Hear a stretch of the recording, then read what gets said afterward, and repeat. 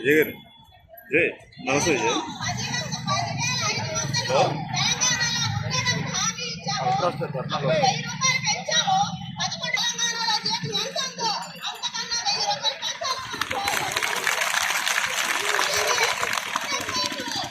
హామీలు ఇవ్వట్లేదు.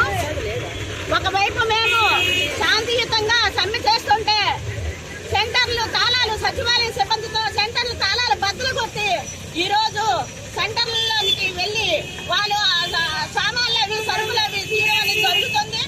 మేము ఒకటే చెప్తున్నా, ఎవరైతే సెంటర్లు తాళాలు బద్దలు కొట్టారో వాళ్ళ మీద కేసులు నమోదు చేయాలి. మేము వెళ్ళిన తర్వాత మేము ఎలా పెట్టామో సరుకులు అవన్నీ మాకు అప్పచెప్పాలని మేము హెచ్చరిస్తున్నాం. ఒకవైపు తెలంగాణ కన్నా అదనంగా ఇస్తానని జీతం పెంచుతానని హామీ ఇచ్చిన హామీని మేము నెరవేర్చాలని ఈ రోజు కోరుతుంటే ఇవి గొంతమ్మ కోరికలుగా ఈ ప్రభుత్వానికి కనిపిస్తుంది. సుప్రీంకోర్టు తీర్పు చెప్పింది అంగన్వాడీలోకి గ్రాడ్యుయేటీ అమలు చేయమని. గుజరాత్ కర్ణాటక రాష్ట్రాలు అమలు చేస్తున్నప్పుడు కూడా గ్రాడ్యుయేటీ అనే పదాన్ని కూడా ఈ రోజు ప్రభుత్వం మాట్లాడడం లేదు. ఒకవైపు రిటైర్మెంట్ బెనిఫిట్స్ 50,000 20,000 ఇచ్చి చేతులు దులుపుకుంటుంది. ఈ రోజు ₹1,00,000 పెంచాము, హెల్పర్లకి 40,000 పెంచామని చెప్తుంది.